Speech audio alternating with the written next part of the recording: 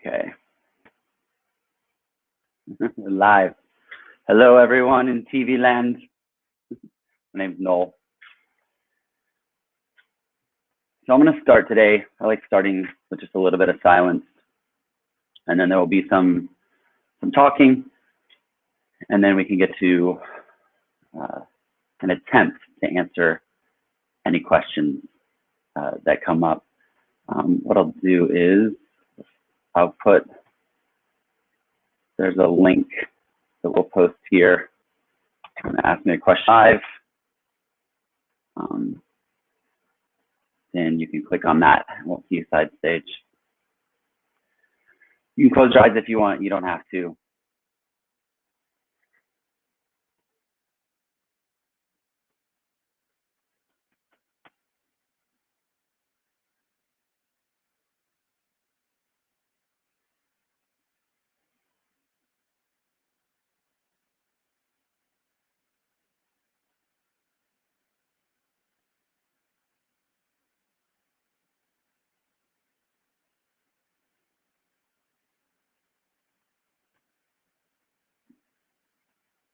So all there is this happening right now. It's all there will ever be. It's all that there ever has been. Every moment, every event has always happened right now in this space of being and what is. So simple and so beautiful, and we get to live life. We get to be this character. I get to be this character of Noel. I find it absolutely just utterly fascinating and beautiful, and the simplicity of it ends up making it more and more beautiful.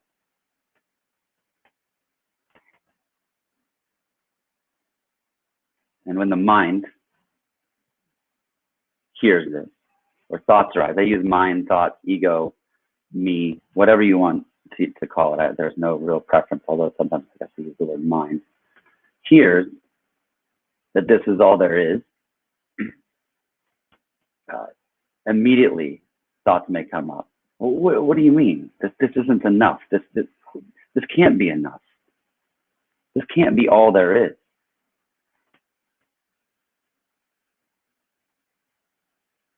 Or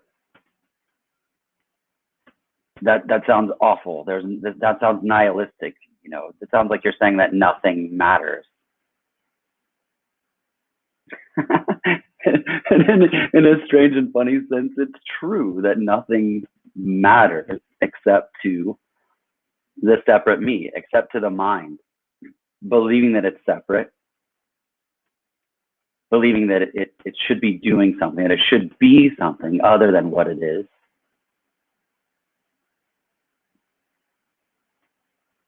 And it's just simply not the case. And yet we're absolutely free to feel those points of resistance. We're free to battle and try to use logic to figure out what is being said here, what is being said by other speakers that are talking about this, attempts made to triangulate what this person said versus another person said. They said it differently. Maybe we'll be able to figure out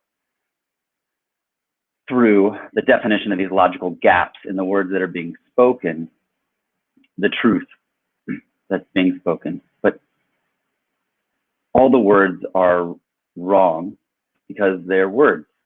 They hold a dualistic imperative to speaking and writing.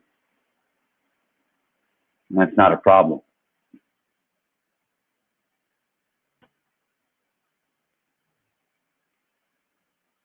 Every action that's taken, every event that happens is as intended.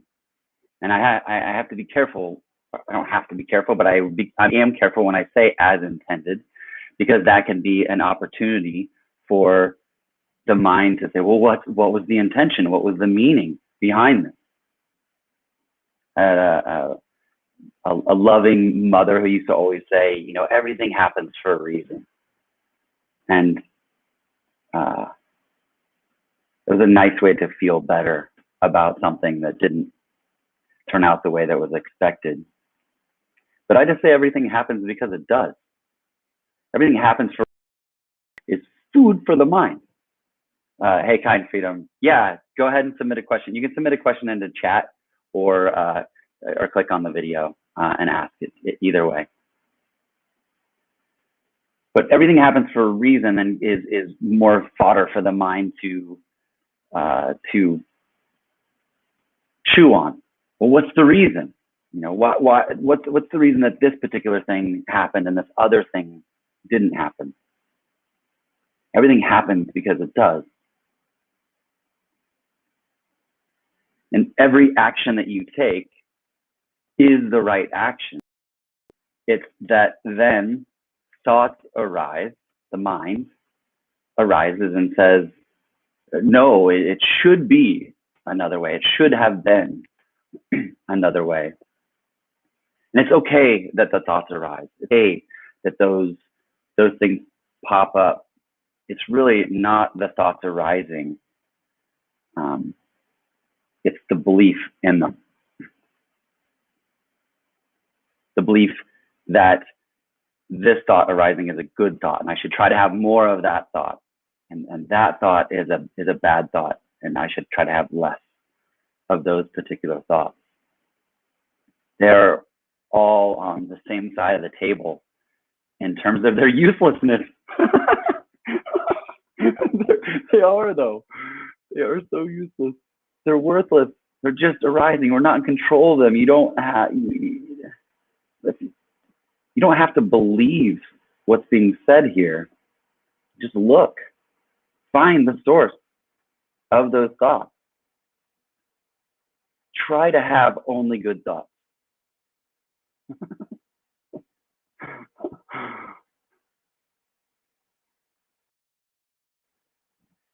So I was laughing earlier because I started making videos because I didn't have anyone to talk to about this. I found this thing called non-duality. You know, some people like that word, and some people would rather not use it. I don't care. It's useful as a category, and I didn't have anyone to talk to about it, so I started making videos, and then that led me to meeting some other wonderful people and starting this Nothing project that then started consuming some time, and so I had less time to talk to and about this, even though I love this topic. And now here I am on video answering questions that are sent to me, that have been sent to me. Because the questions that come, there is an interest, I guess if you would call it that. There's a feeling of wanting to be of assistance, of wanting to help, of wanting to root for people, root for apparent people in their pursuit of peace.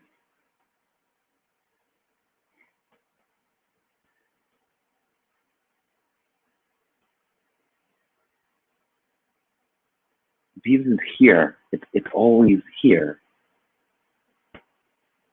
I can't remember what that we titled this. Never, always, or always, ever this. ever only this. Sorry, I can't remember. But that's the truth. It's always just this, all the time. And it's full acceptance of everything, of the good, the bad, the ugly. And there's constant tripping over words in trying to talk about this. But the words that always come up are gratitude and love. Gratitude for being able to just witness and be this, play this character, and play this character with all of the scars, all the joy, everything is allowed because it can't not be.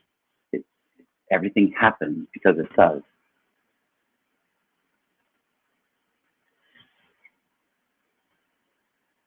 doesn't make it any easier when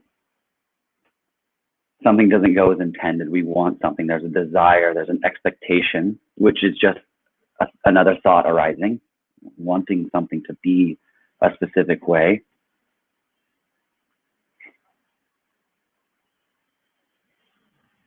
And so there can be an attempt to use logic of,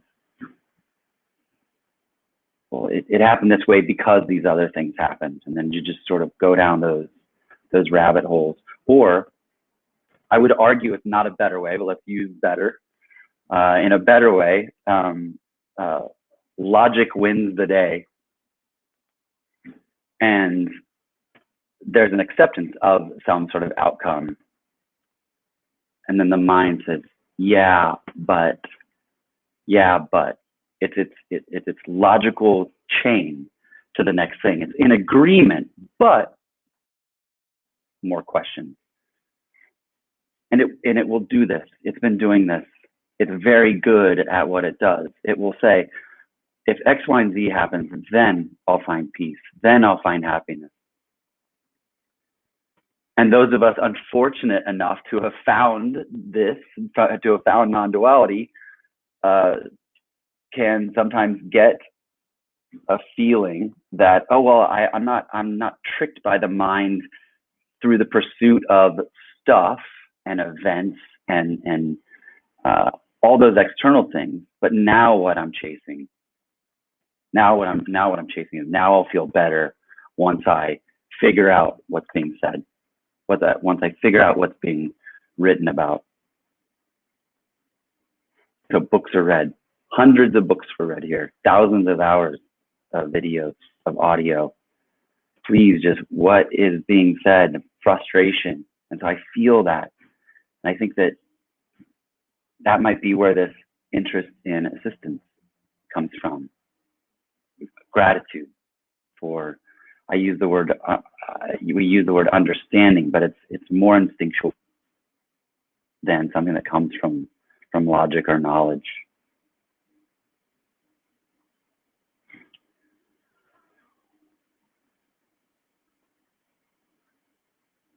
Most of the questions I get are what I call yeah, but questions. And I don't know the answers. I'll read some and see what comes up, but I don't know anything. And I think that ends up being what makes all this even more beautiful, is that there used to be this interest or a need to figure this out. This needs to be worked out. And maybe I'm not trying hard enough to figure out this life thing. And now there's nothing to figure out. It just happens. Life happens. You can pretend you have control. You can pretend that you're making specific decisions. Chocolate over vanilla. This partner over that. This job over that. This object of affection in the form of a goodie. But it's all just happening.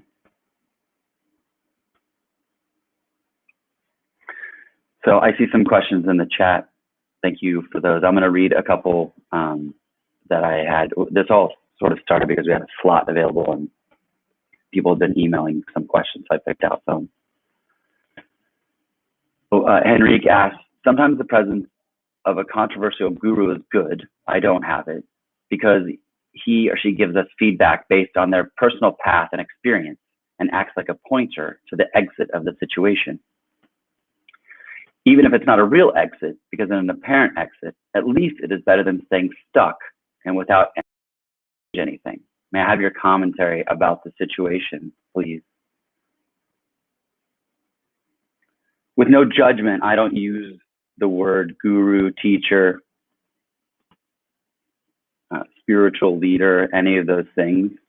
If that's, I say speaker and author.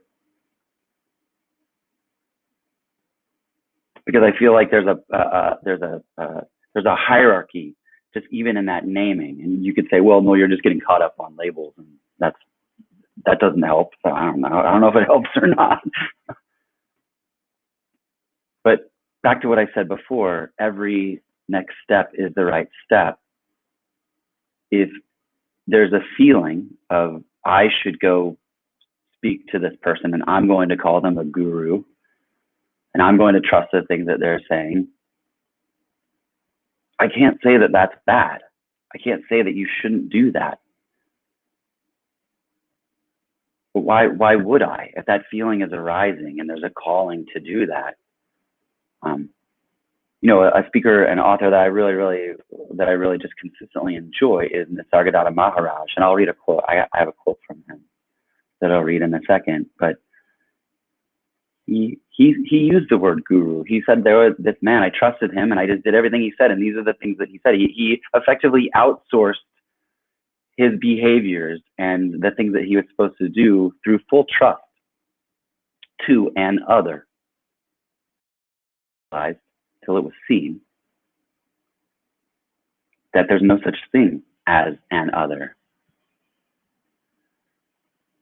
And yet he can still, or he doesn't still, but he would still then speak of that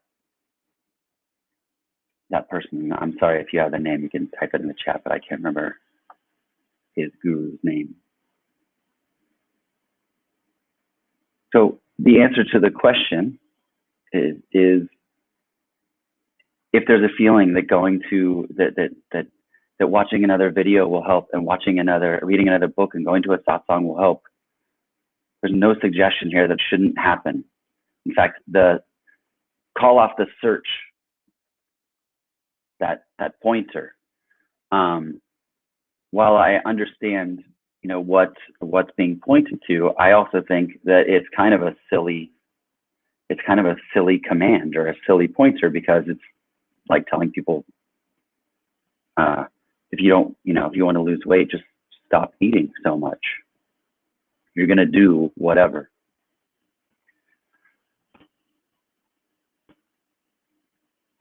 So Brendan asks, how can this way of being and understanding?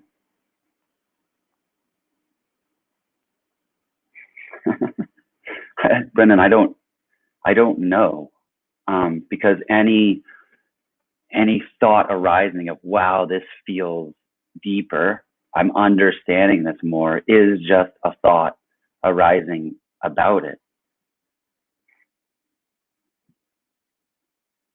So there would be no suggestion of activities that can or should take place to deepen an understanding, because it's not that that's the intention, but it's a loaded question, because you're trying to deepen the understanding in terms of logic. You're trying to ask the thief to solve their own crime, and you can just go round and round and round. All right, I'm going to jump to the chat questions here, because for showing up today. Thank you. This is from Kind Freedom. Hi, Noel. I recently realized that all thoughts are just thoughts, and personal stories are just chains of thoughts. Even the stories about me and my future are all just thoughts that arise. I understand intellectually that the separate self is an illusion, but the body still feels separate. This body still feels energetically separate. When I meditate, the body-mind can get completely still, and there's a deep stillness, but the body still feels energetically separate. I feel in limbo. I feel stuck in the middle of the paradox. I cannot go back to believing the fictional stories and thought patterns, but I don't know what to do. The body still feels separate. It still feels like I cannot do anything. I feel separate, but I cannot believe this mental story of separation. Mentally, I cannot believe I'm separate. Physically, I feel separate. Can you feel, okay, so that's a long one here. Can you speak about the energetic change that seemingly happens? People often say that the me feels contracted, and then there's an energetic change with the collapse of the me.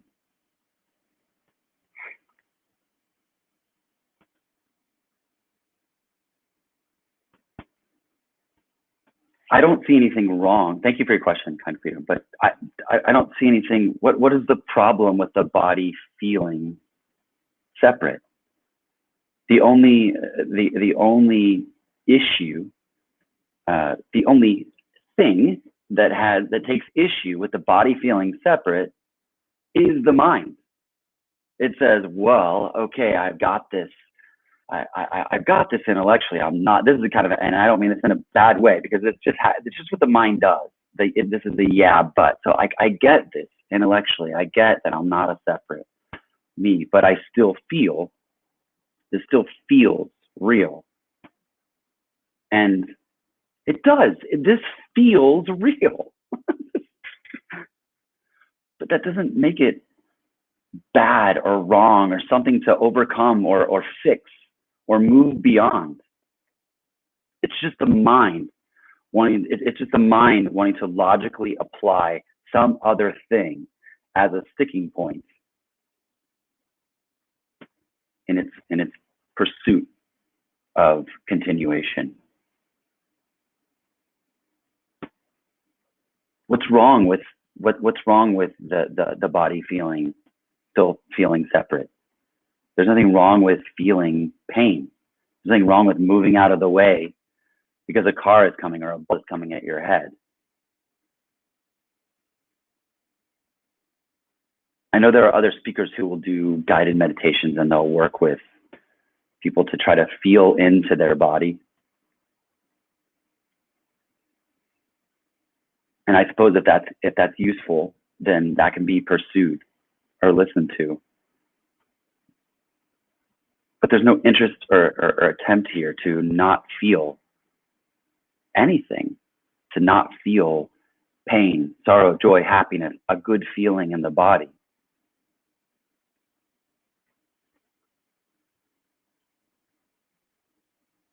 Maybe it doesn't answer the question. I don't even know if I could, except to say that it's just the mind. You know, there's nothing that wants more to kill the ego than the ego. It wants more to eliminate the separate feeling that the body has than the ego. The body doesn't have a problem with this. The body's just doing what it does. We wake up, we walk down the hall, we brush our, and if we're mindful in that approach, then we're actively observing our teeth being brushed. And we're probably actually doing a better job brushing our teeth.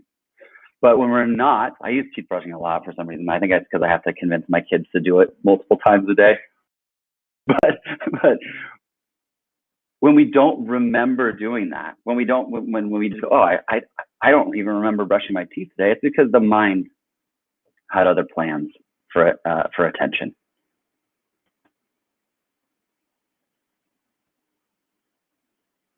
How's that for a non-answer? Question.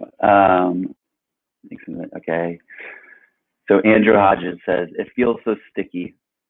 The stories loop over and over and over, apparently. I find release in listening.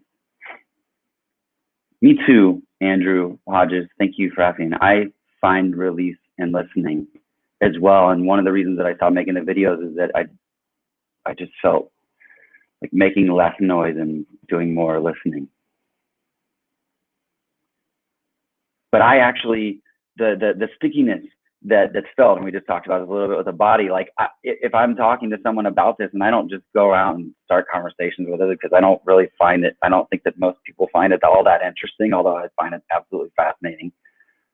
But we'll get into a conversation and we'll just crack up. I'm like, this feels so real. When I had a dream the other night, it wasn't a fun dream, but it felt really real. It felt so real that I woke myself up swinging.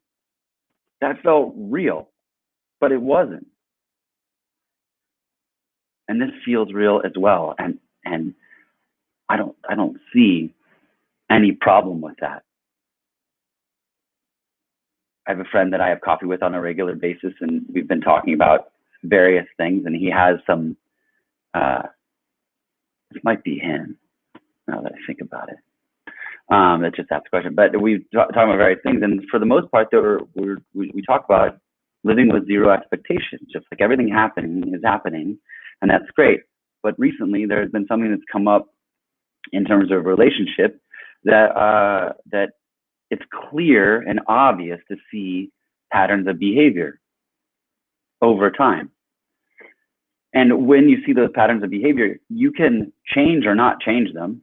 I told them you can pretend to decide to do things a different way, but there's no reason that because he knows what's going on around here, for lack of a better term, that stickiness shouldn't arise. That's just an expectation of a response to patterns that have shown up for a long time. Because, like, when you get angry, you get angry. People will say, you yell at your kids. I'm like, yeah, they do stuff that I don't want them to do sometimes. Yeah, they get yelled at, but what I don't end up doing, and which is totally allowed even if that happens, is to run around behind the scenes and be like, you're supposed to know better. You know what's going on. You shouldn't yell. You shouldn't get frustrated. That's bullshit. You can yell and get frustrated all you want. It just happens. And you can also run around behind the scenes and beat yourself up and pretend that you should know better and that it shouldn't happen again. And you can read books or read blogs or watch videos about that to try to change that behavior. Or you can just simply see that getting pissed happened, getting frustrated happened. That's it. It just does.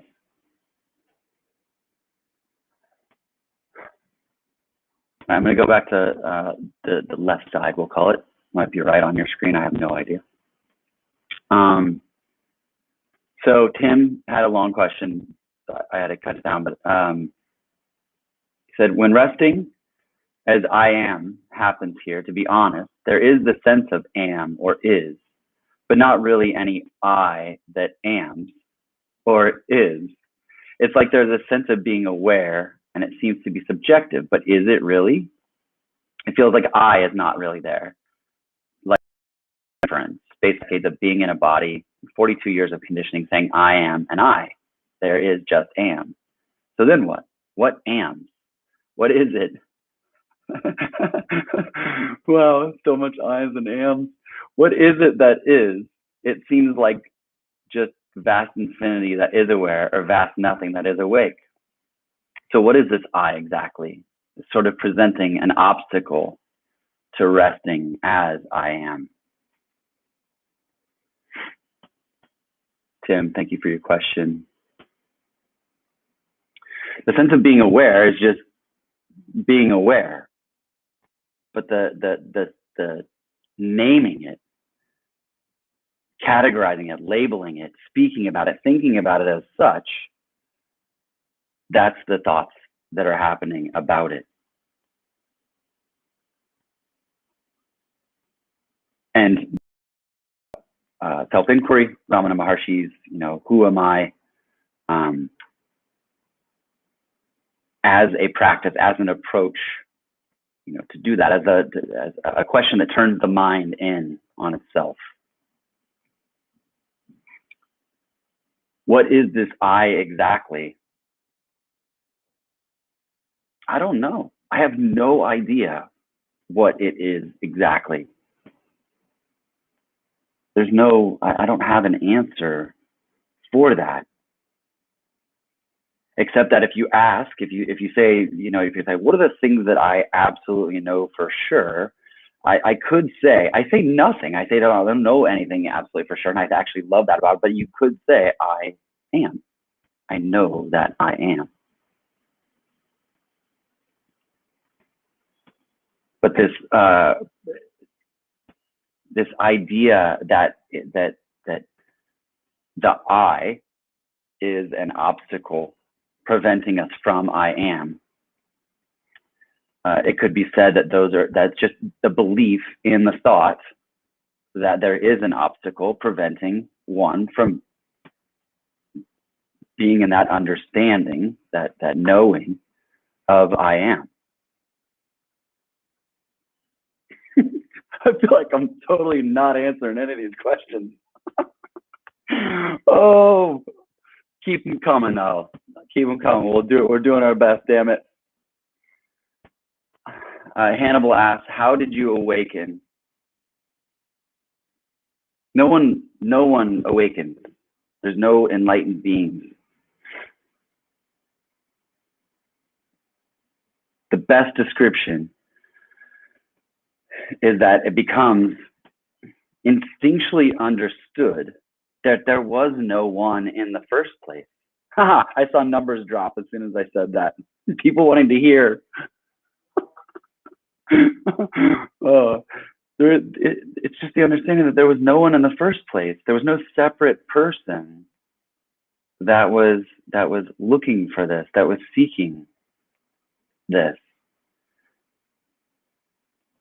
So I could share the stories of reading books and listening and being frustrated and making deals with the self of just freaking relax. Everything works out. Trust that, yeah, it was yeah buts here as well. Okay, so I know that I'm not separate, but what is this that everyone's talking about? I don't get it on a specific level. But if you're asking for when the final thing just became, truly known, it wasn't really magical. It was not angels and trumpets, as they say. It was just this instinctive knowing that it's always been this. And then it was this sort of like, then there was laughter of, oh my gosh, it's always been this. There's been this hardcore seeking for a long time to try to figure out what it was, and it's sitting. I was looking over it to find it. And I've used there's a couple things like looking for your glasses and realizing that they're on your head, or waking up late for work in a panic and then realizing that it's Saturday, that you have the day off.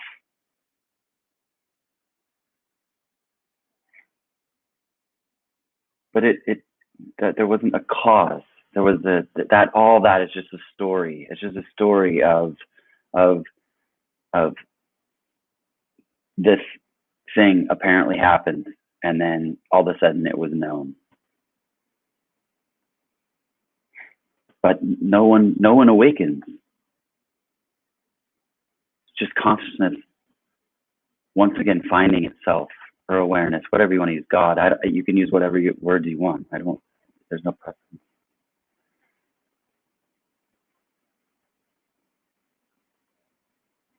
Nick Gavigan asks, "Hello, just spent the last hour watching other AA videos.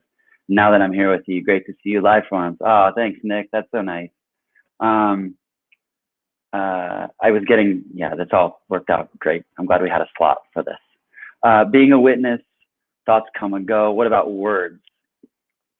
Is the control and the awareness of whether or not a thought is pursued without attachment? Is there any level of control? That's actually a great question. That there's little sticking points, cause and effect.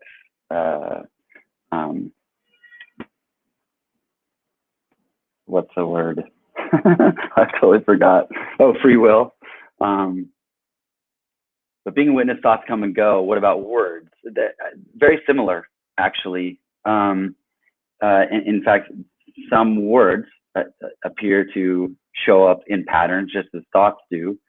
Words here oftentimes come from two pretty funny movies. I've just seen them a lot, and I think they're funny. It's Tommy Boy and and Dumb and Dumber, if you want to know. But there's a sense of control. Sometimes it feels like I just watched the Super Bowl and I wanted the team that didn't win to win. there was an interest to make them win. I wanted them to win, but I didn't. When it became clear it wasn't going to be the case, it was never in my control. But sometimes that's fun, figuring this all out. Like there's something to figure out. Sorry if this end up being these loaded words that make you feel like there is something to figure out. It doesn't mean that we walk around in the world saying this isn't real, this isn't real, this isn't real. That doesn't become the new mantra. It doesn't become the new mantra for it's not an opt-out of living. It's not an escape, it's an invitation. So if Andrew Hodges, if the stickiness is arising in these particular, in these particular loops, and things are playing over and over and over again, that's okay. Like it's okay to feel separate. It's okay to get lost in the character of Noel. It happens. There's no interest or attempt to make it otherwise. There's no practice to change that.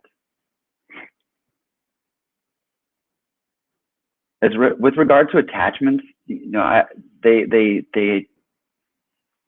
don't know. I'll just speak here. They've by and large have disappeared. There are no real desires. There are attachments. There are seeming attachments in the form of kids and family members and wanting just love and wanting to express and share that and wanting people to feel good.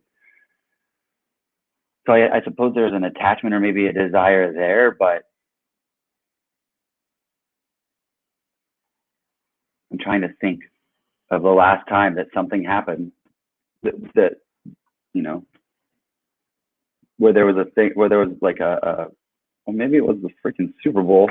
Sorry, but I was like, oh, that's unfortunate, but I didn't throw anything at the television. I'm not even a huge sports fan. I just like that particular team. But if attachments arise, then those are great opportunities. Those sticking points, these points of resistance, attachments, they can serve as reminders to show up and see, and they can serve as reminders to just come back to this, come back to the space. You can, you're free to, but you don't need to figure out why they're happening, figure out how you can make less of them. But anytime any point of resistance comes up in the form of a thought or an interaction, there might be some stickiness there. Oh yeah. I love that. I love the pull. And it happens often. The pull, the remembering, I guess if you want to call it that. Like, wow, I really got caught up in the character there for a second. And I watch, if you watch any movie and it's considered good, you're tense with the characters, that you call that a good movie. You don't scold yourself and say, why? You should know better. This is a movie. You don't remind yourself the whole time you're watching it going, this is a movie. This is so, in fact, that's the most annoying person to watch a movie with. Oh, geez.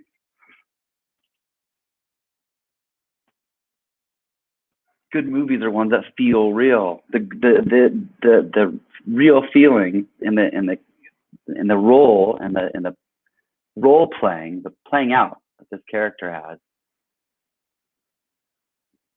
It's interesting. Why would there be any attempt to negate that or prove that it didn't exist? Sonia, thank you so much for the nice emojis. Ned Astrid, 123, Claude Felter. All right. Aren't stories it too? It feels like chasing the end of the rainbow can be fun, even though there isn't anything to get. Yes. That's a great point, because the stories are it as well. The thoughts are it as well. We can go round and round, and we can have these philosophical debates, which are frankly not interesting here at all. But when we're talking about this, then you can see sometimes people will shut down because you're like, the story, that's just a story, but the stories are it too. And they're like, you lost me. So yes, The stories are it as well. And actually sometimes that can be fun to see the stories that are believed. But that ends up just being like what I just said, like sort of the recognition or remembering that like the, oh yeah, this is where it is. Sonia, pure awareness or pure witness? Yeah. How about both to that? Witness is a little bit tricky though, because witnessing of what? Okay, what about words, Nick? Gavigan, what about words when having conversations? As things are just happening, does that include what is said to others, or is there some level of aware control? Appreciate any wisdom. I mean, you can pretend that you have control over what it is that you're saying. You can. You're more than welcome to do that. You can pretend that you're pausing before you're speaking to think about your words, before they come out. But those thoughts are just happening. The words are just happening. And if the argument of that was like, well, how are you mean you're not just running around the world going blah blah blah, not making any sense? But I guess some are. I guess I used to live in San Francisco, and there was a decent amount of that. But that wasn't in control either. And yet we think, well, I read books and I have regular conversations, so I'm in control and I'm aware of these particular this level of control. The feeling of control is just illusory. Let me put it that way. Hopefully that answers that a little bit better. You can pretend. There's this woman, I can't remember her name, Judy something on Twitter. She's really funny. She's a non-duality speaker. We should have her on. But I saw her post a long time ago. She posted a picture of those little supermarket, the supermarket carts, and it was a kid one, and it was the picture of the front of that cart, and it said, "That's right, sweetie, you're in charge here." Kids are cruising around and they're, "Hey, move out of the way." They're cruising around and doing whatever they're doing. For kids, that's real. They feel as if they're in control. And that's okay. It's cute even.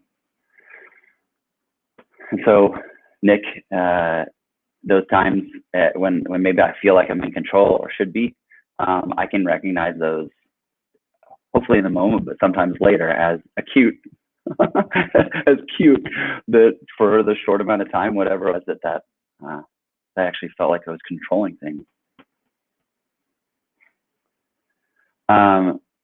No worries for the double question. Kind freedom, does this instinctive knowing come and go, or once it is seen, can it not be unseen? That's a common question, and that's a good one.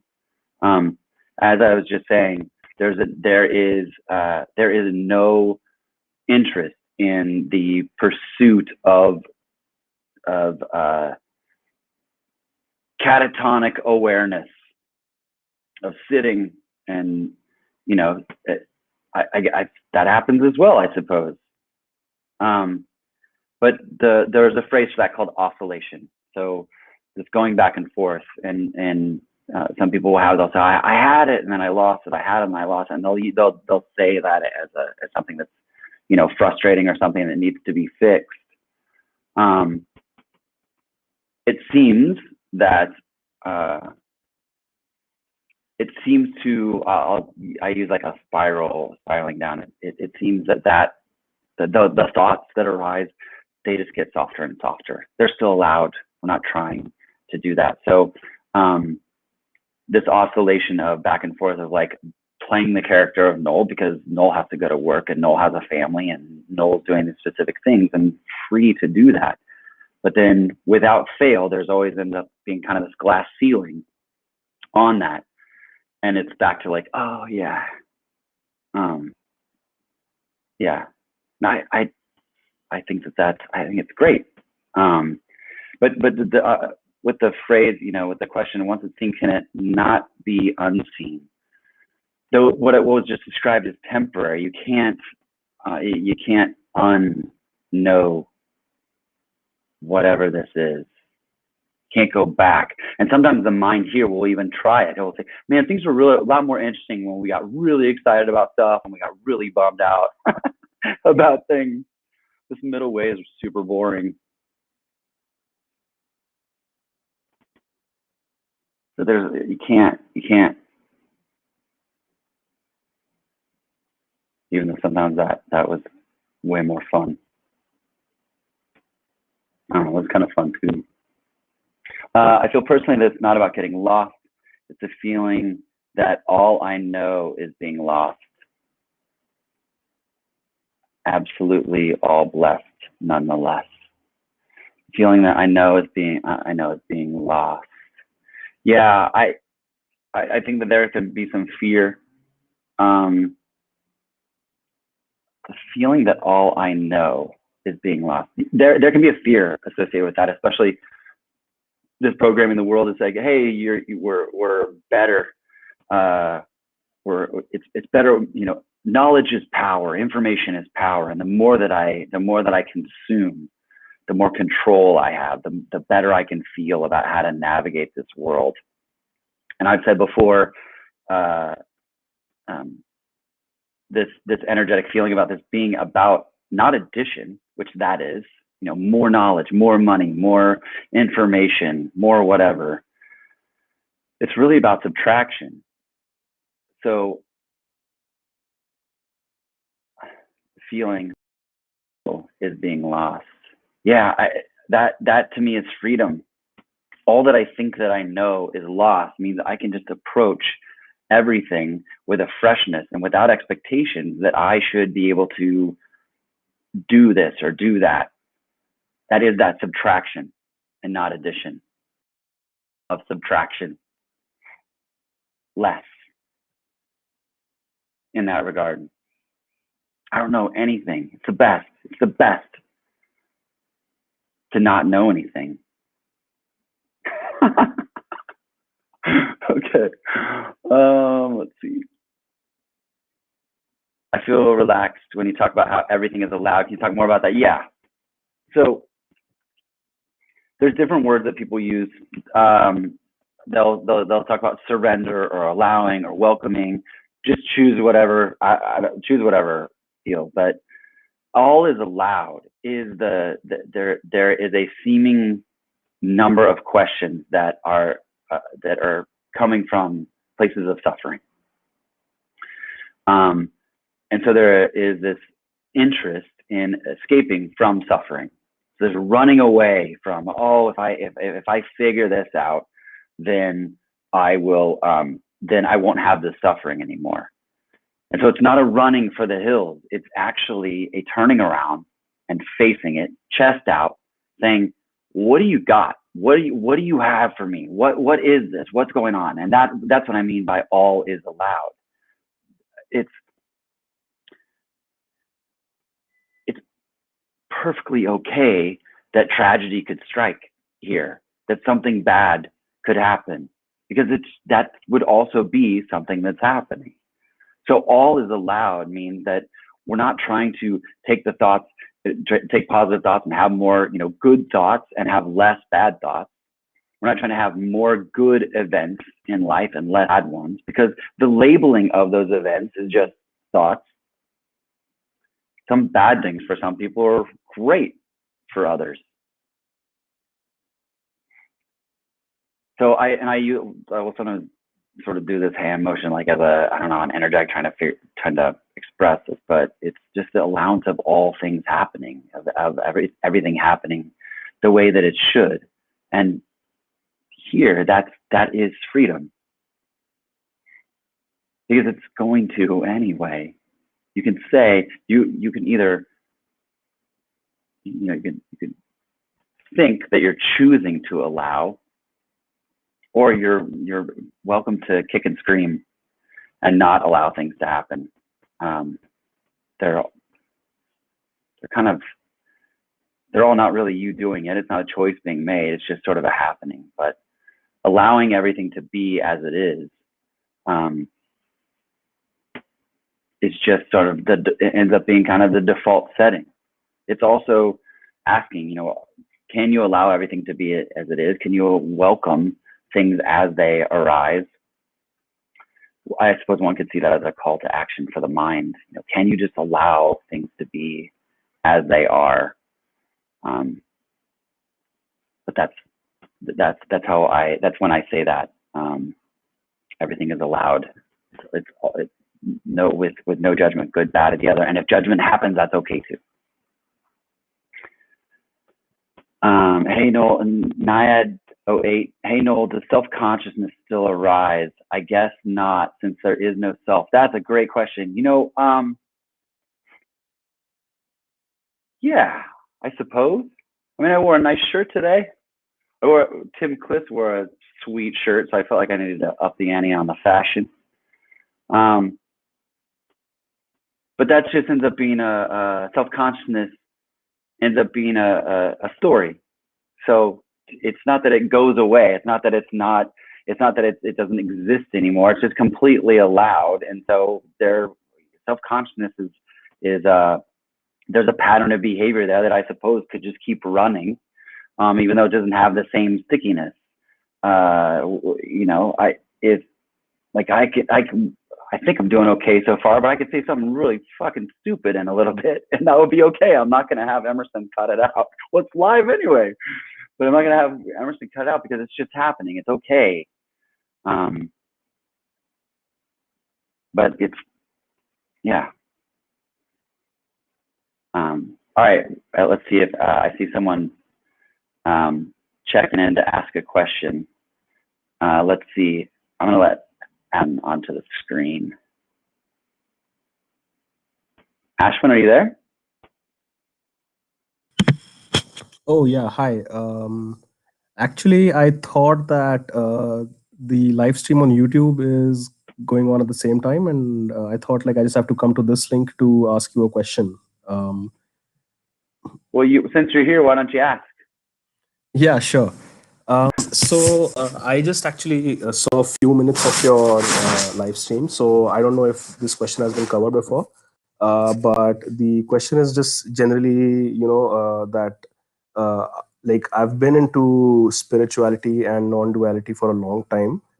It feels like it must have been at least like around 8 to 10 years, and I feel like I know all the concepts and all the techniques or whatever, everything related to spirituality and to enlightenment. I know everything about that, but just somehow in the end, like the so-called breakthrough or the awakening or whatever you want to call it, that just hasn't happened yet. I know everything about like allow everything to be as it is, and that should be everything, and like 100% allowing. I know all of that, but like it's just that like I just still know it intellectually even after so many years, and nothing's really happening, so I feel very stuck. And that feels problematic. Well, yeah, of course. I mean, because yeah, it is problematic because the suffering in my life or whatever, it's still continuing, and the main reason that I'm pursuing non-duality or spirituality is because I want to get rid of that suffering. So the suffering is still there, but like yeah, that's it. Basically, the suffering is there, so that's a problem. Yeah. So have you heard people say that the suffering isn't the problem, the wanting it to not be there anymore is what's actually causing the suffering? Yeah, I've heard that too, but isn't like that feeling of wanting the suffering to not be there also an intrinsic part of that suffering? So like for example, if somebody pinches you really really hard on your hand, or like if you're really feeling cold, so it's not like I'm actively judging that as a suffering thing or a negative thing. It's actually just, it feels like it's intrinsically part of the thing, like the cold feeling or the hurt feeling or whatever. So I'm not really pushing that suffering away. It feels like it's just automatically happening to me. Mm-hmm.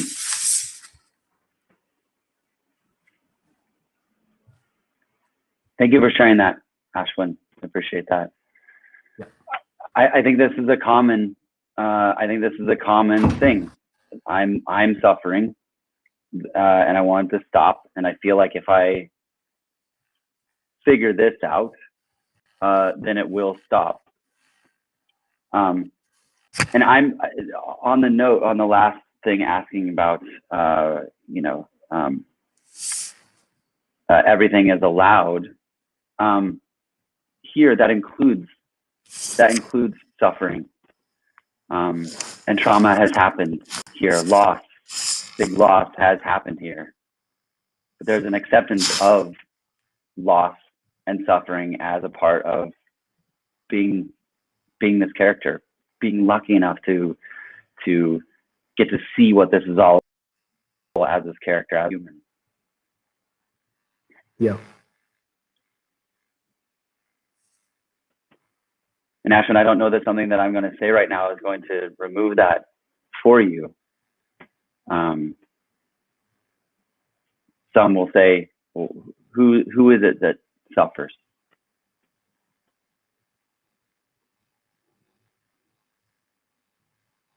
Find the one who suffers. Find the one who wants suffering to stop.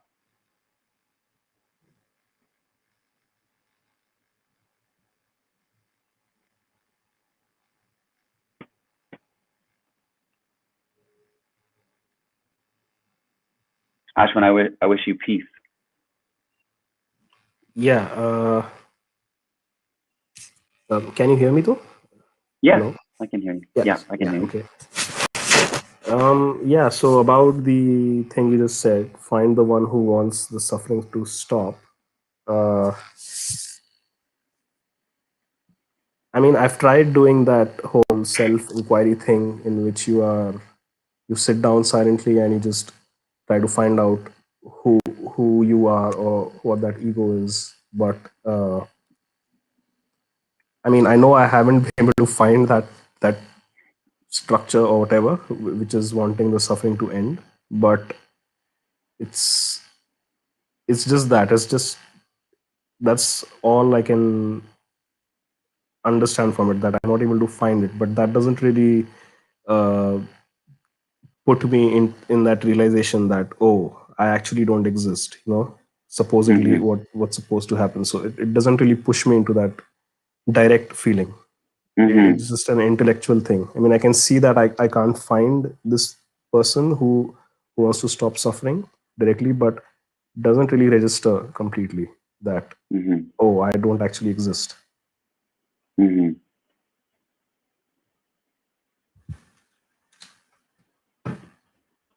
Yeah, you mentioned that the allowing everything to be as it is. There's Yeah. that word in there, everything.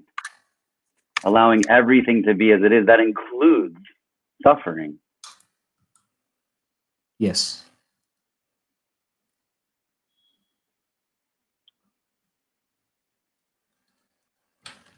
So can you allow the suffering to be?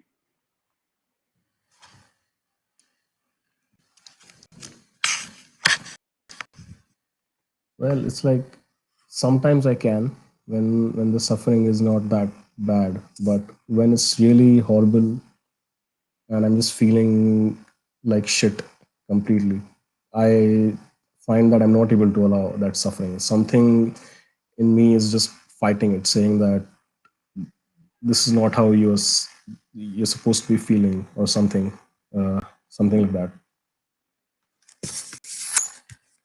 Thoughts arising, labeling the suffering as should or shouldn't be. Yeah, but that, I'm just saying that right now. Actually, in that moment when I'm really experiencing that, I don't think I'm even clearly experiencing those thoughts. It's just like everything is very hazy and like very, like everything feels really bad. That's all I know in that state. And no matter how hard I try to allow it or whatever, it just doesn't happen. I mean, because I know that eventually I'm looking for it to stop. So I can say it's not working in quotes because like it's not stopped yet. So Mm-hmm. Yeah, and then it goes around and around in a loop. The expectation that it should stop and that things will be better when it does. exactly, exactly. Yeah.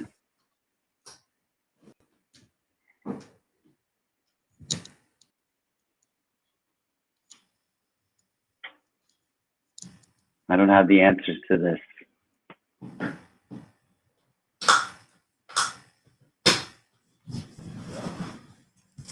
Right. Yeah, that's that's okay. I mean, yeah, I just had that question. All right. So Well, thank you for being on. I appreciate it. yeah, thank you so much, Noel.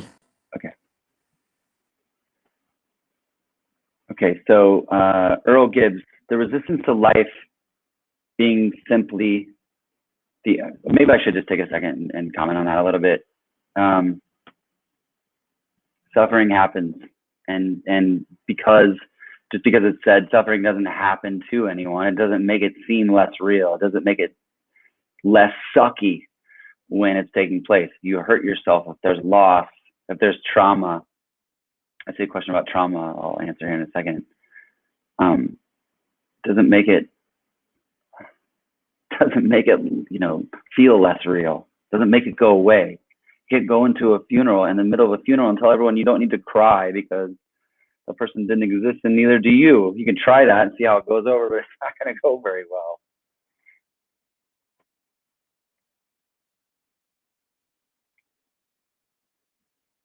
When suffering has happened here, or pain or loss, sitting with it, allowing it to be,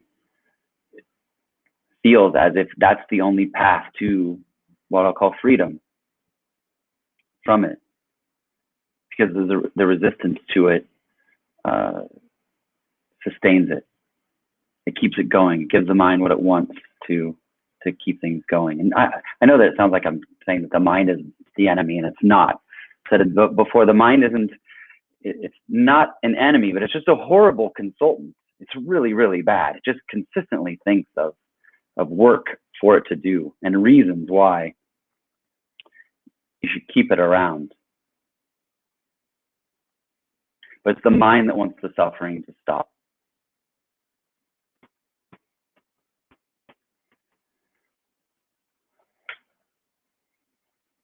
Thank you, Ashwin.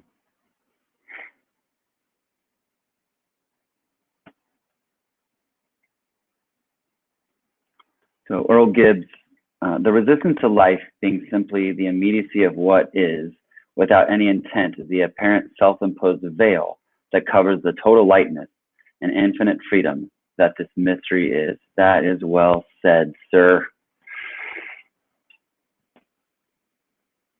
This is all just happening, and then this veil, this illusory veil covered in programming and thoughts, clouds. I even hate to, I'm gonna trip over my words. I even say like true seeing, but this understanding, and it's not to say that those thoughts are that they're bad. The mind is not bad. That they're not doing something. But the example I gave earlier, walking and brushing your teeth, the fact that you don't remember that you weren't mindful when that action happened, is you were just doing it. But it was that veil. It was the mind busy chewing on another bone while the body just did what it does, hopefully for everyone, every morning and night. That's a great point. Thank you for that. BP4722, do old traumas and old conditions, I'll phrase it, still arise? Yeah, some conditioning happens, and there was trauma here, major loss with my family, and some people have heard this story, but losing a baby, and that comes up a lot. You know,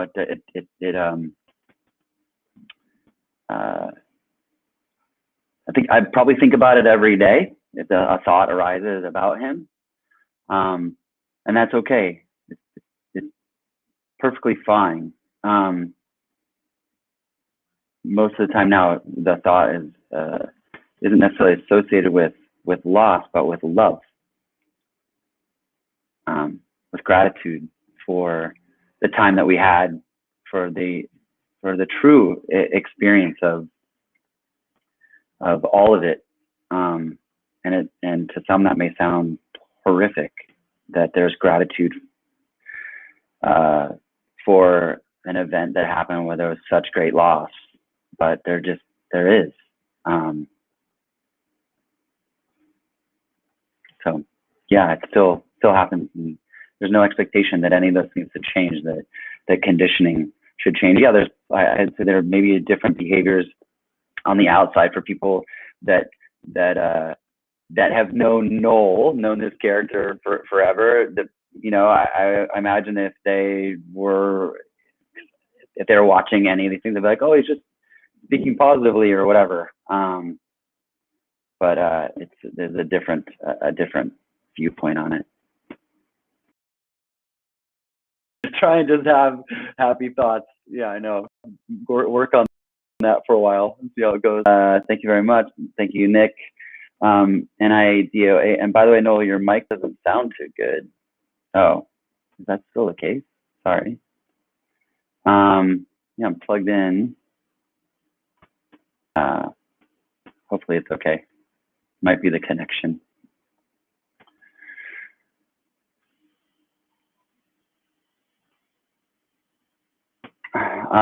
Okay, so I'm just seeing if I'm getting messages about my mic sucking. What role does surrender play in awakening? That's from Lance Bell Jr.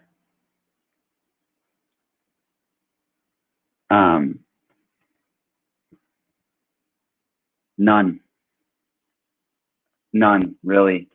Telling people surrender, suffer. I think that those are commands for the mind. Some might disagree. They might say, "Oh yeah, well if you consistently surrender," and again, that word can be, you can use a different word. But I watched a video, an Ajashanti video, where he said surrender or suffer, and it wasn't really. I could make it more dramatic, but it wasn't. But that night, I just went to bed, and every breath I said, "I surrender, I surrender, I surrender," and I felt peace. I don't know that has anything to do with awakening, but I felt peace and I slept well that particular night. The page number 1, there's no control, so nothing can be done to recognize this. It just becomes apparent for some people. Okay, let's see. Wally D, yes, I can on Twitch. There's no control, so nothing can be done to recognize this. It just becomes apparent for some people. Yeah, I mean, you can. There's science if you want. You can look at science if that's the proof that one needs. There's research that's been done for, I think, since the 80s in Germany. They did, that shows that we don't have control of our thoughts. I think Stephen Walensky and I would love Stephen Walensky. I know he's not talking anymore, but I would watch all his stuff if he still was. Where he mentioned where they were, tickling parts of the brain, and then someone would raise their hand and they'd say, why'd you raise your hand? And then the person would be like, oh, they would just come up with something. And it wasn't that they were lying, but they just couldn't, figure it out. So they were testing all these different things, and they've been now able to test in science to show that they can figure out when you're going to push a button and which side and what it is up to a minute in advance before you do. So you can look to science and see, if that's useful. But I'd argue that that's just a logical thing. So you go, oh well, science says so, but I still feel in control, and I'm going to stick to that. So it doesn't necessarily help.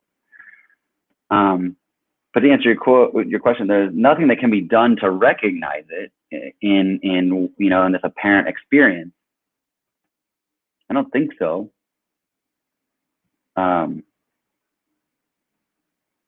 Although I think I did a video about, I did like a nothing's in control thing, and I seen whatever that video was, I seemed to convince people that if they did a certain thing, it was like picture a spoon, now picture a fork. I can't remember what I did, but you can play around with it if you want, but there's no prescription that can be given to recognize that. Kind Freedom asks, can you explain confusion and fear? And then I want to get to, I have a couple of other questions on the left side here. Can you explain confusion and fear? I don't know about confusion other than, you know, what we all, how we all seem to experience it, not what's going on. But if you're talking about how they're related together, yeah, confusion can sometimes feel as if there's a lack of control, and a lack of control, then fear gets created. Fear can happen when there's a feeling of lack of control. And confusion can also lead to anger for the same reason. I don't know if that answers your question, but I don't have the specific answers to that, except that confusion's okay and fear's okay. So if Nick is a compulsive gambler, this is from Nick Gavin, compulsive gambler, smoker, and keeps doing that, do you think it's just something awareness just witnesses, or does awareness on certain things have any influence over Nick?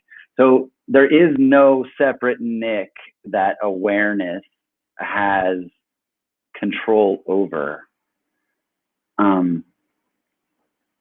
Nick is awareness. Noel is awareness. There's no separation between even Noel and Nick and awareness. It's not this puppet master situation that's happening. And I know this can be sticky in non-dual therapy when people are talking about addiction. And if there are addictions, then I would recommend Paul Hederman and also Scott Killaby. There's others, but Paul Hederman speaks about addiction in this. So I'm not too qualified to speak, you know, say that there's no Nick, there's no puppet that is Nick. It's not that the divine or God or the absolute is working through Nick, or as it's more that Nick is the divine. It's all this, what non-dual means. It's all one thing. There's no separate Nick and there's no separate Noel.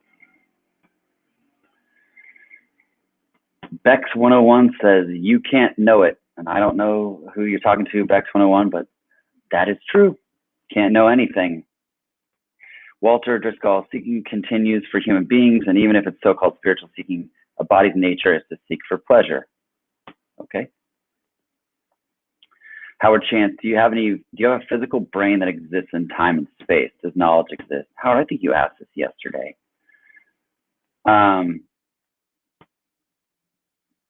This is all an illusion. This idea, this construct of time and space.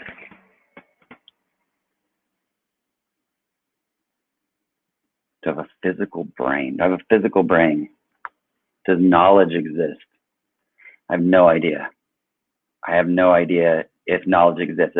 One could say, well, apparently it exists because we're talking about it. So it exists in that construct. If we're trying to go deeper than that, then you're going to lose me because I'm not all that interested in philosophical conversations. But just like time exists because we all agree, time doesn't exist, but it appears to exist because we all agree upon it. Maybe knowledge exists in that same way. Yeah, but that's just the way it is then. So not allowing is what is. There's no freedom there, no change from the dream. Yeah, so I use the word freedom because I like that word, but it's not really freedom from something or freedom, you know. And again, any talking that we're doing is dualistic because there's a subject-object relationship to the things that we're discussing. So when I use freedom, it's not the opposite of, the opposite of freedom is bondage or whatever you want to call it. But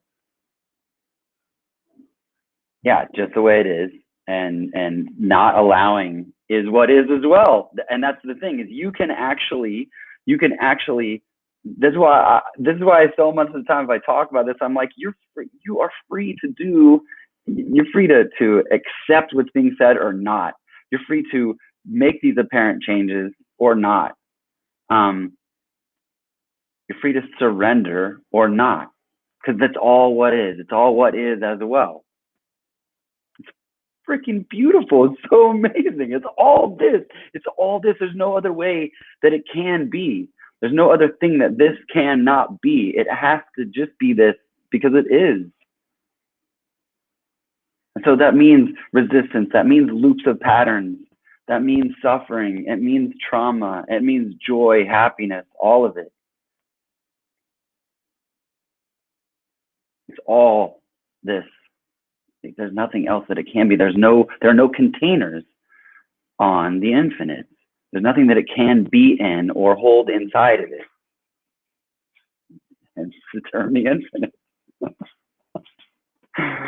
What you resist persists. Kind freedom. Seeking equals suffering. Fall in love with suffering. Maybe thoughts. Yeah, what you resist persists. That seems to be a nice phrase in self-help and motivation, things like that. Barbara Scott. Hi, Barbara. Catatonic awareness. I love it. Thanks for your time with us today, Noel. Barbara, thank you so much for being here. And thank you, everyone, for your questions. I have to go to the flip side really quickly. It's possible. Okay, G asks, I know that I'm awareness, but if I try to stay with that witnessing position, then it is impossible to make decisions on the level of the mind. And even when I do make decisions on the level of the mind, then I feel identified with the mind. I feel like I'm the doer. When is it deemed okay to take the absolute point of view instead of the relative? Or rather, how do you know when to switch between the personal and impersonal without falling into the trap of neo-Advaita? Just some sort of middle ground that you can achieve. Well, I can see why that question arises. But all of those, all those questions and any answer to them are just giving the mind what it needs, which are things that need to be done or considered or changed or improved upon or conquered. So I know that I'm awareness, but then I have to stay in that witnessing position. I know that I'm awareness, but I want to be, but how do I sustain the I know that I am? It's like that saying everything after the but negates what you said before it. It's not about sustaining that point of view. And there isn't I'm going to use the word freedom again. Fuck it. I can use the word freedom. The word freedom. Freedom is not needing to make a distinction between the personal and the impersonal with a trap. The trap is the feeling that something can be personal versus impersonal. It's not like that. There is no, well, now I'm being the character of Noel, and now and when that's done, then this non-Noel awareness will exist or happen or whatever. And that without falling into the trap of neo-Advaita, there's no judgment here towards any form of non-duality, any religion, anything. Someone says I'm going to go to heaven. I read the Bible 10 times a day. I'm like, thumbs up, no judgment. Literally zero judgment.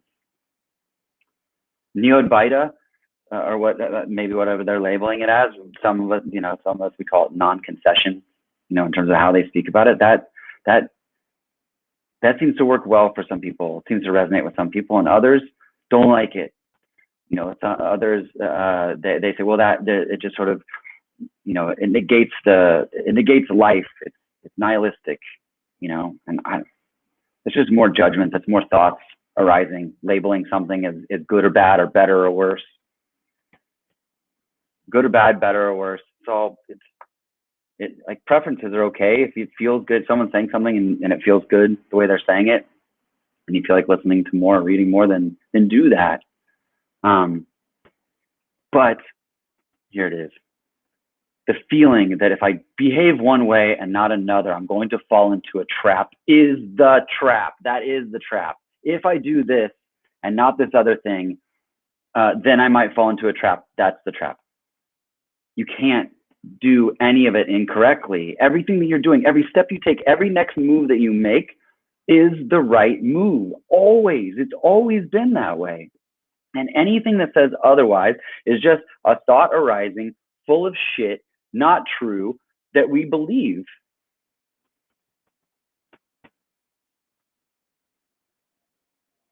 Stop believing the thoughts that are arising. Stop giving them any weight. And there might be thoughts like, well, they're important. I use my mind for creativity.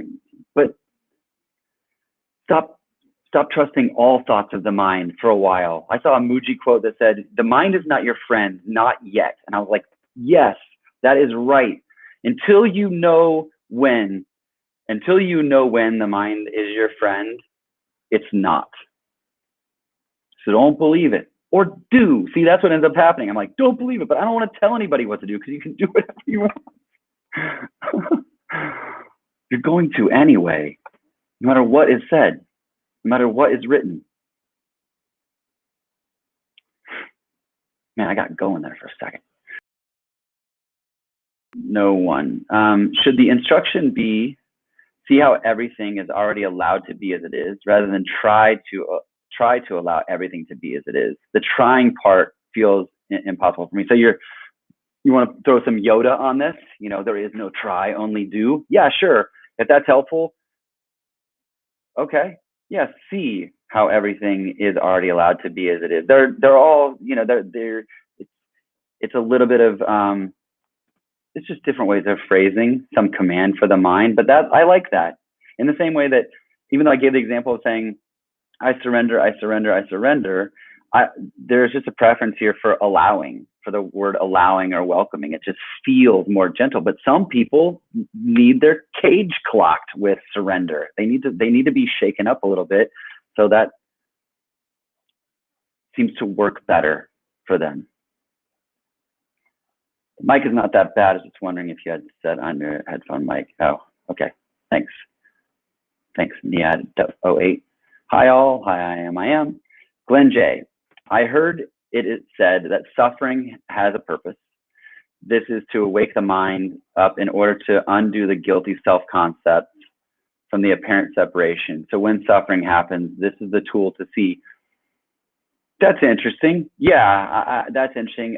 There are, I don't know anything about this. There's no interest to look at it, but it feels instinctively that there are these, I'll call them, in the States, they call them breaker switches, because you'll hear these traumatic experiences, you hear experiences of great suffering that then lead to, it's as if the breaker switch happens and it's like something is, no, you know, and sort of snaps you into, it creates some sort of clarity or a glimpse in that. And I spoke earlier about that trauma, and that ended up being a glimpse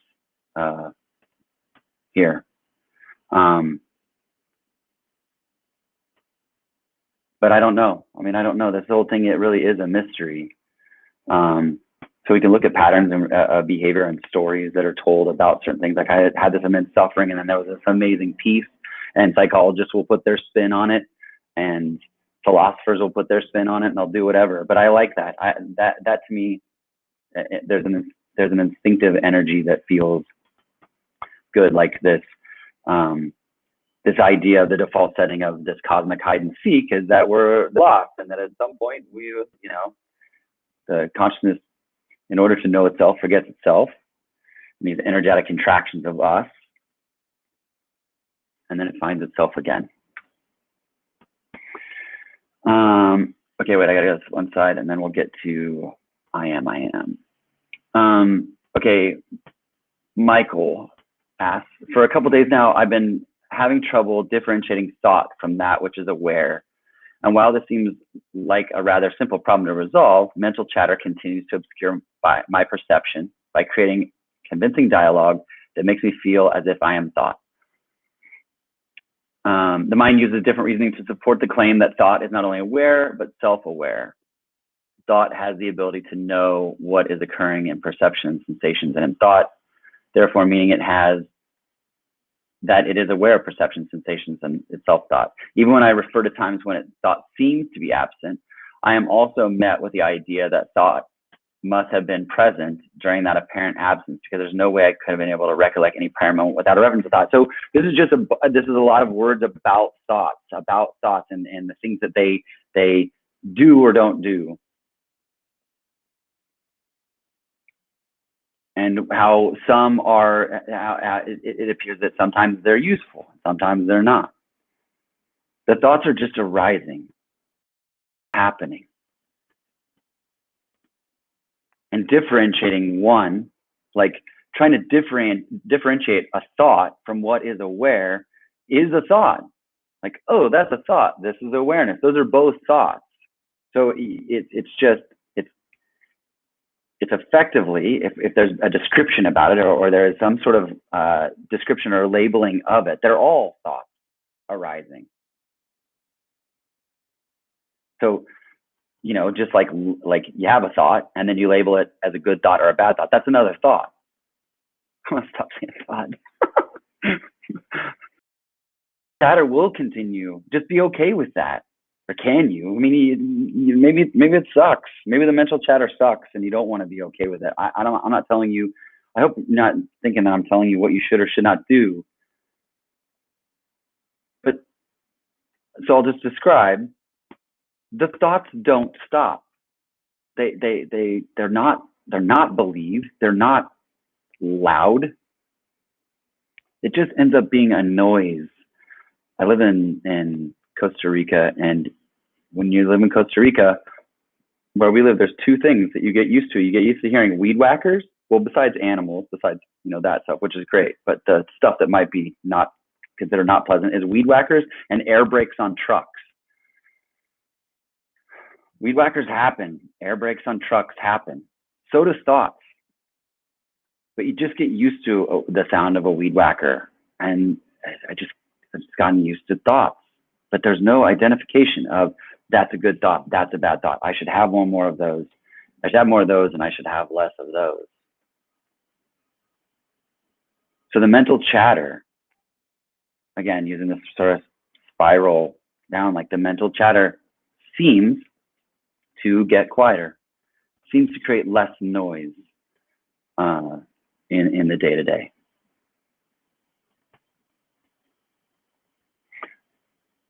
Okay, so I got one more from Garrett. Recently, I discovered that the now is all that there is. Nice one, which should be a liberating realization. Yeah, but here's the yeah, but. However, to arrive at that discovery, I had to make the apparent recognition that memories of the past are simply thoughts happening now. Okay? My question is, if memories are simply thoughts appearing in the now, are these memories false? If there is no past, what knowledge do I have of myself 5 years ago, 5 months ago, or 5 minutes ago? Even my memory of myself writing this email, did it ever happen, or is it simply a false thought conjured by the mind?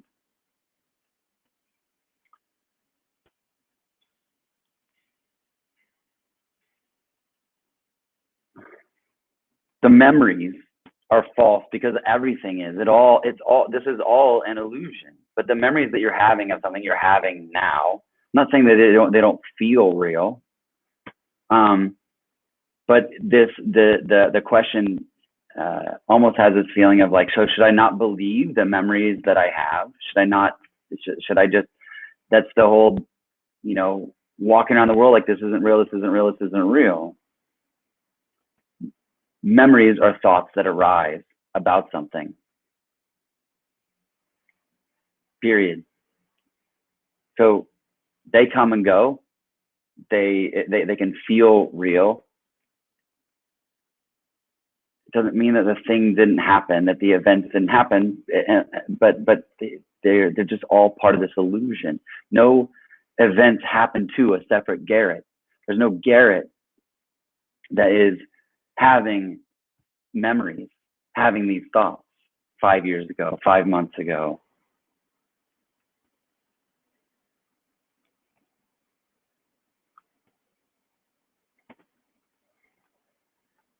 More thoughts, questions. Okay, I am. Do the thoughts ever slow down, or do they just always run wild, even after you are able to recognize and watch them? I mean, it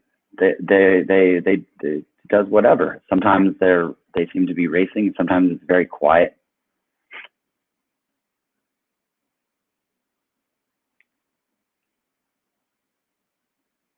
But I've said in the past, like, the mind is kind of, you can think of it almost like a noisy roommate who happens to be a relative that pays for everything. Kind of just allow it to be. And sometimes they're racing, and sometimes they're not. But there isn't really a distinction made. Oh, there's lots of fast thoughts happening, because the belief that they're actually useful.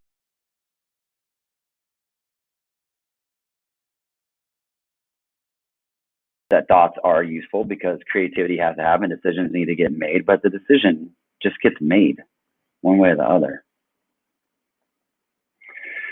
Kamal Kumar, could you please explain how everything is one? Nope, I can't explain how everything is one.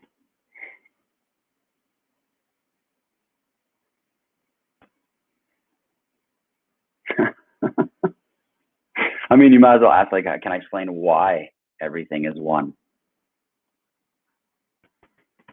It's a loaded question.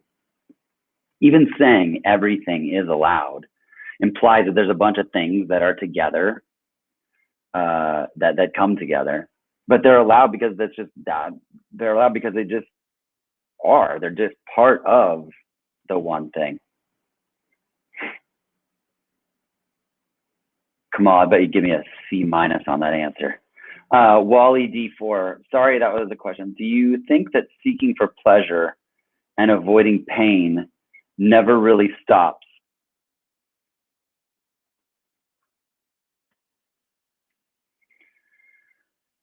I don't know. It's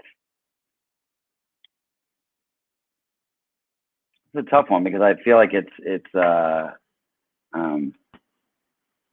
who's seeking?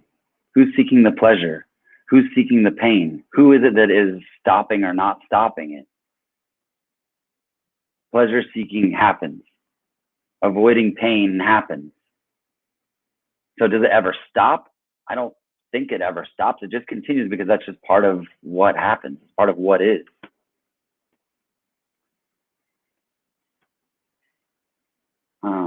Okay, so Nick is amazing. I think the worry of other characters' judgments based on my actions is what keeps the knowing of full allowance hard to do. I'm present right now, sitting with awareness. That's awesome, Nick. Thank you. Kevin Martin, freedom from thoughts, true creativity appears. You know what? Good call. Like, they call it a flow state. I think it's funny. I was watching Women's World Cup. I don't know how long ago it was, and they're asking, these goalies made these amazing saves, and they're asking the goalies, these reporters come up, what were you thinking? And it's like, you idiots, of course you have to ask. But they weren't thinking. They weren't thinking anything. There's no time for thought and a penalty kick. Like, they're just doing it. In sports and creativity, there's just beautiful expressions of no thought. I have a friend here who's a really good surfer, and he's a pretty serious guy. I mean, he jokes around, but he's a pretty serious guy. And surfing is hard. And every time that he's about to drop into a wave, he gets this huge grin on his face. It's the funniest thing. Everybody else is wincing and trying and doing other different things. Every time he's dropping into a wave, he gets this grin on his face. And people are like, man, that guy's always just smiling when he's on waves. And I'm like, yeah, because he's not thinking. The dude's so smart. He's just thinking about stuff, crap, all the time. And so when he's in that flow state of dropping into that wave, he's not thinking. So of course it's pure joy. Of course he loves doing it. Because he can't do anything else, excuse me, when he's dropping into the wave. There's no thought there. Thank you for sharing that, Kevin. I love that. Yeah, the true creativity appears when you're free from thoughts. Every move is correct. Nick, blessed to be aware of your presence in the moment. Noel, thank you, Nick, so much. Thank you for being here. Okay, Kaylee Gazelle. There's nothing worse than watching friends suffer because they believe those unuseful thoughts. Kaylee, I totally agree. It's kind of tough. And people that consider themselves empaths, sensitive, it seems extra difficult for them because there's a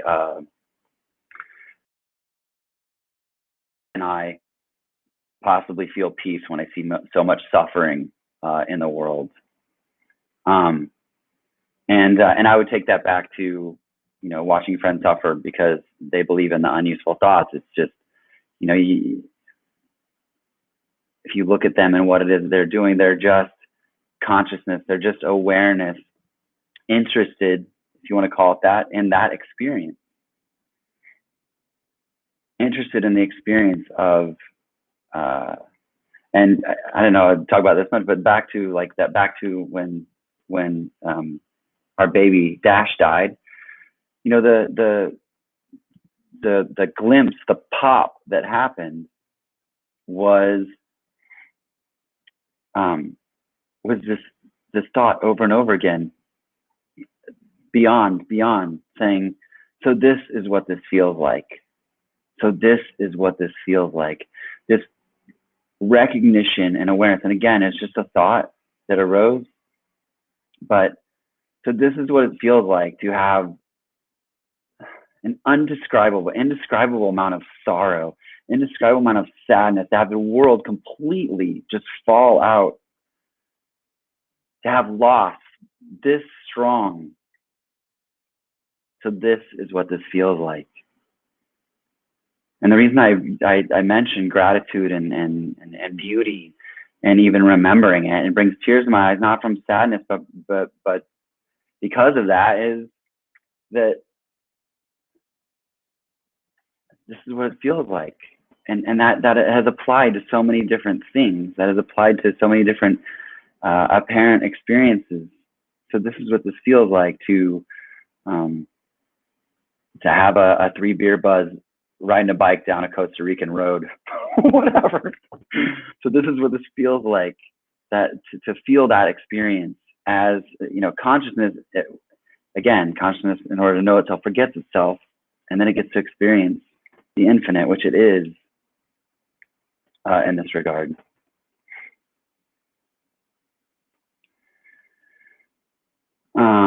Okay. Nayad's trying to get me on some thanks for the C minus. Come on. All right, we're going logic here. You said that self-consciousness appears, but I found that it can only appear if there's an illusion of there being a me here, which is the object for another separate me outside the body. Dude, I'm not going to disagree with anything that you said, because I don't know anything. I don't know. You asked, do you still feel self-conscious? And saying, maybe I could have checked my words a little bit more and said, the feeling of self-consciousness still happens. But, I don't think that non-duality speak is useful in any of this. I think it's hilarious, actually, that people are walking around. Nobody's doing this, which is why it doesn't exist, because that is completely useless. Like the energetic contraction that calls itself Noel is speaking with the energetic contraction that calls itself Naiad 08. So if it's a gotcha, you got me, but I don't care, because it doesn't matter. The feeling of self-consciousness can still arise, just like the feeling of playing the character of Noel can also arises. There's no judgment. There's no call. There's no, oh, this particular thing happened, so now now I'm in this place and I wasn't before. But if we're using that same sort of logic, you said the self-consciousness appears, but I found, who found it? You found You found that it can only appear if there's an illusion of self. Who's the you that found anything? Like, I'm not attacking you, by the way. I love stuff like this. I don't really like philosophical debates on it, but you can't say anything incorrect about this. And so if you're listening to anyone talking about this and you're looking for gaps in the things that they're saying, if you're looking for contradictions, dude, get out your clipboard, because you're gonna find them all over the place with all speakers, with all authors. Nisargadatta Maharaj had a guru. He talked about him. He had a guru. He said that. But we don't need to say, well, he's talking about a guru. He's talking about a separate person.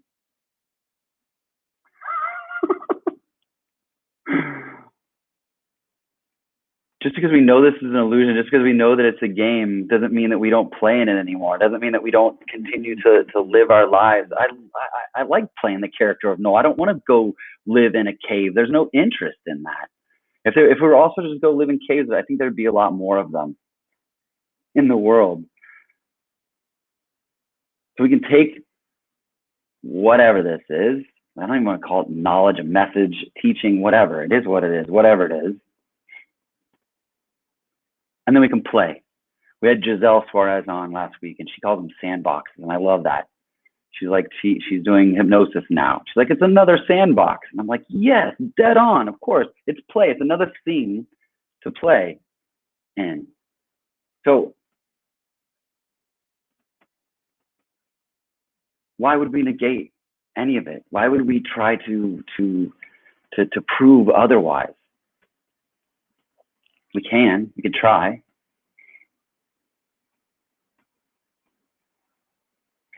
Dennis K, I guess you think non-duality represents a more true state than duality. Do you think it represents the ultimate truth? I don't think that it's a state at all, actually. I don't think it represents anything. I think that at best what it does is it describes and fails, because non-duality implies duality, which there's all, if you want to go down that rabbit hole, there's other people that talk about that stuff. But I don't think it represents anything. I think it's attempting to point to this, all that is. And I don't know what that means by, like, do I think that it's the ultimate truth?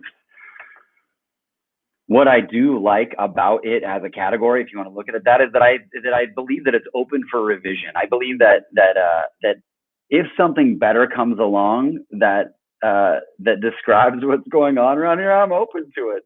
I don't have any stamp or any stake on anything specifically. It's just a label. We can get stuck in the words of it. But do I think it's amazing to talk about? Do I think that does it light me up if someone starts a conversation and we talk about what is, and we're basically, this friend I was talking to earlier, we have coffee, and people are like, what do you guys do here? They see us and they go, well, what are you guys talking about? And we say nothing, and then we both laugh because we know that's what we're talking about, and they're like, oh, okay, but that's we literally are talking about nothing. We're talking about this glass of water, or how beautiful it is to just sit and be, how amazing it is that every day I apparently wake up in this body as this character. It's beautiful, and it's so ordinary and so plain. But I don't know if I would consider it the ultimate truth. I don't really know what that means. Hey, Jim, I can see you there. I'm going to pull you onto the screen.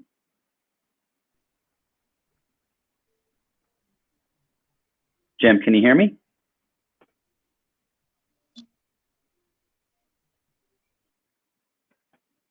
All right. Jim's gone. Thanks for showing up, Jim. Kaylee says, I just tell them, Wally, I appreciate you too. Thank you. I just tell them they can't do it wrong. Yeah, Kaylee, I do too. They can't. You can't do it wrong. You can't.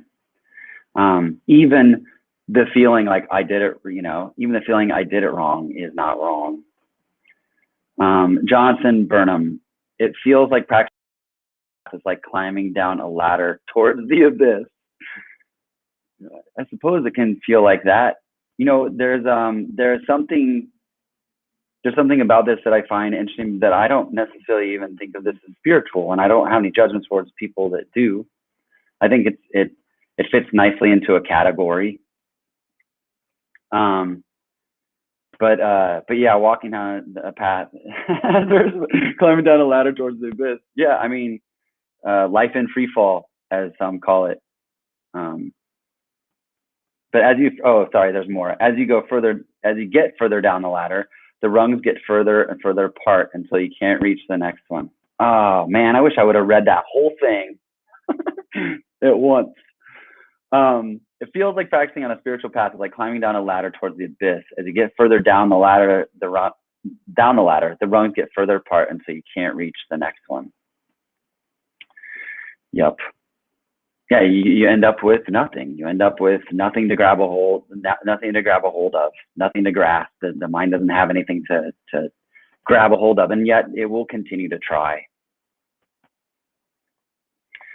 Kamal, I'm tempted to skip your question since you gave me a C-, but we'll go for it.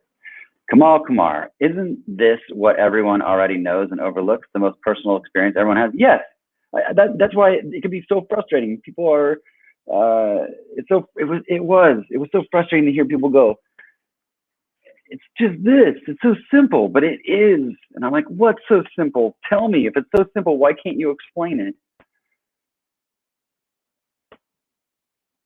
But, the overlooking, sometimes I guess interesting. Sometimes it's more interesting to not know about this. And the phrase "the head in the tiger's mouth," it's so true, because I've talked to people that are like, I tried to quit this shit. I tried to quit non-duality. I tried to stop this because it just felt exhausting. And I'm like, cool, good, take a break.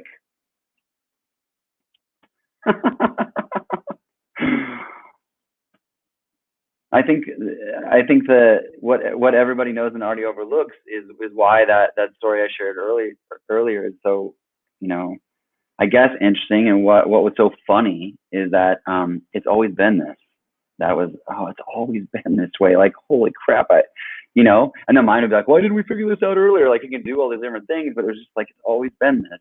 It's always been right here, closer than close. How to let go at the end, from Jonathan Burnham. I don't know. I don't know how to let go at the end. I know there was a lot of fear. Okay. Nia said, no, it's not a gotcha moment, man. Okay, cool. No judgment. But so how to let go at the end? I felt that there was a lot of fear. There was a lot of fear at a point for about a week of like, okay, well, what if I don't care about family? What if I don't care about work? What if? And that was just the mind working. Just the mind, maybe knowing that it was soon to be out of a job and making its last final plea for relevance. No, it's not a gotcha moment. Okay, all good. I don't mind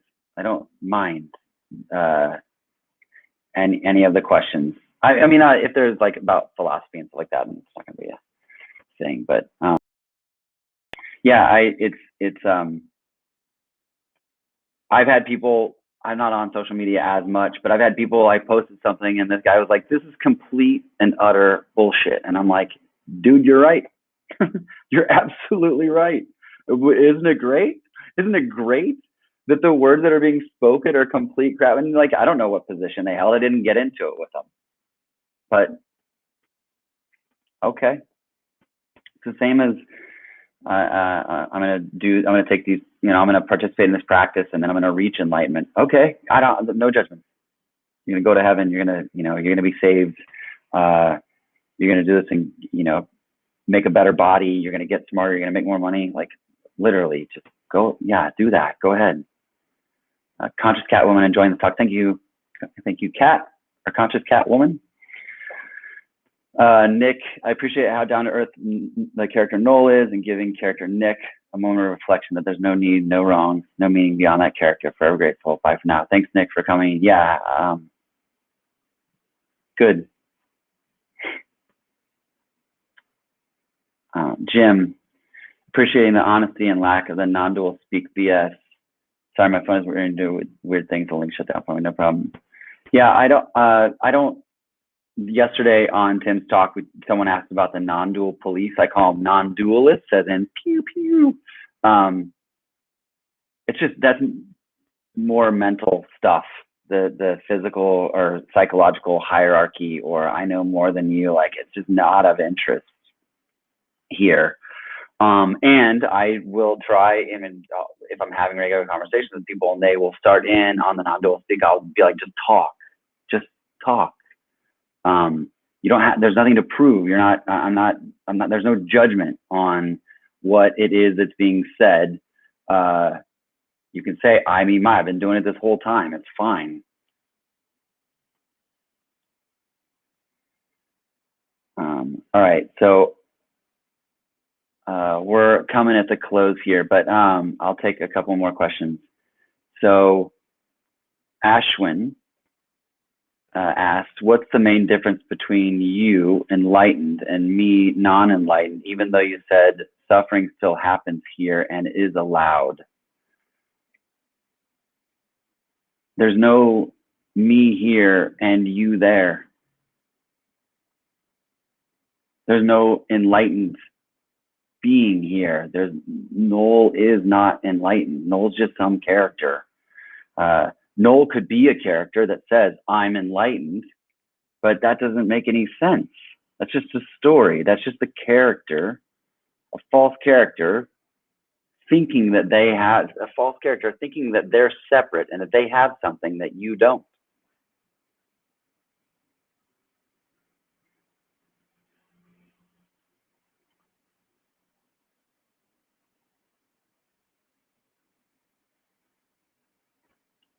Thank you, Kamal.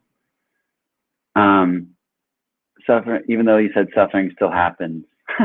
Oh, sweet. I got upgraded to an A+ from Kamal. Thank you. Yeah, Ashwin, I think I understand the question that you have. I don't know the specific answer other than this idea of suffering is allowed to happen. It's allowed to come in, just like everything else. All other emotions, all events, all happenings, they're all allowed. Dennis K, thank you, Ashman. Dennis K says, you meditate and everything and everyone disappears, so a non-person created the universe. All right. Yeah, so I do meditate. I like it. I know that sometimes people, again, this is just like stuff, and you'll hear Nando, I was like, I used to meditate and I don't. I'm like, well, not meditating is meditation. This whole life is one big meditation, all the things that you're doing. I just happen to like sitting quietly for 25 minutes in the morning. You can call it whatever you want. You call it sitting quietly. But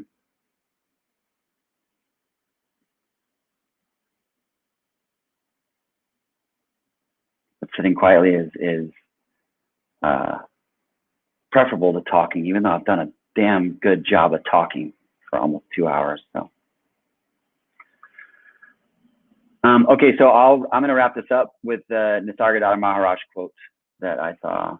The consciousness in you and the consciousness in me, apparently two, really one, seek unity, and that is love. I like that. Thank you, Nisargadatta. What would you say the shift is? Is there even a shift or a falling away? Oh, Kaylee, thank you so much. Oh, that's so nice. Naya, oh wait, what would you say the shift is? Is there even a shift or a falling away of something, or no? I mean, it's just like it's just this apparent thing that happens.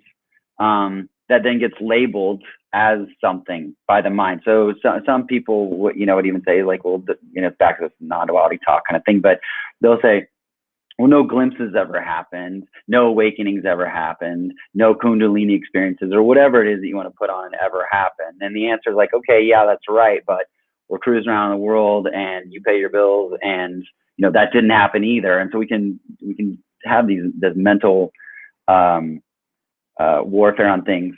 But I would say the shift, if you want to look at that, is just if we're talking about a glimpse. Yeah, and go ahead and correct me if I'm wrong on this one. I'm sorry, I misread your other thing. But the shift is, it's not really a shift in anything other than maybe this apparent perspective of things. Kind of like when I was mentioning like oh yeah, like, and that could happen multiple times. That's what it is. Or oh yeah, it's been this all along. I've heard the phrase falling away. I think, oh man, I'm forgetting his name. I've heard of falling away, like the person falls away. Like that feels like a good description.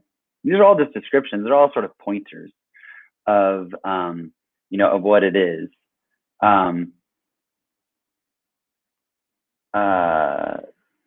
But the falling away makes sense. It feels energetically like the right person, like the person just sort of is not there anymore in this instinctual or knowing sense, even though, you're still walking around, walking and talking and doing these things.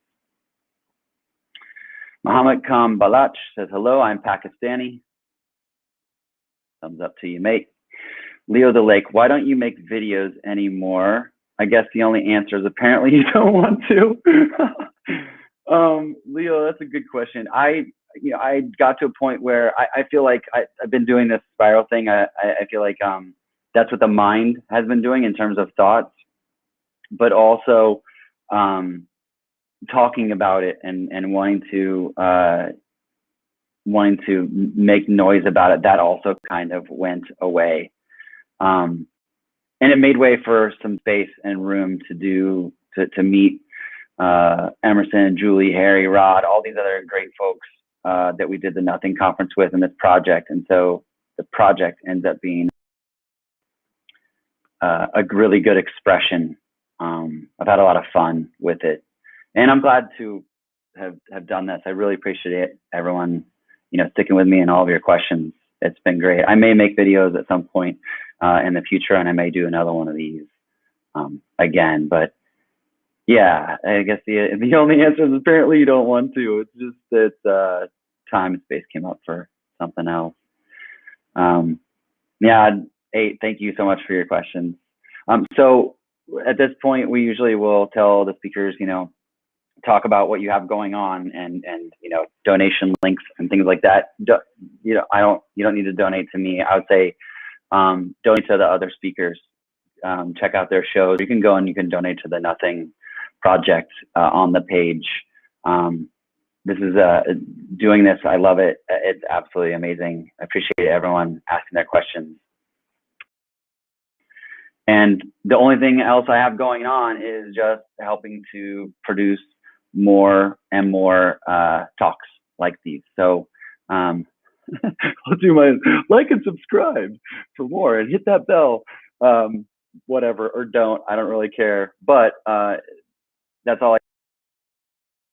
That's more of this. So thank you so much for being here. Okay, that's it for me today. Thanks everyone for all your time. We'll see you whenever we see you next. Okay, bye, Leo.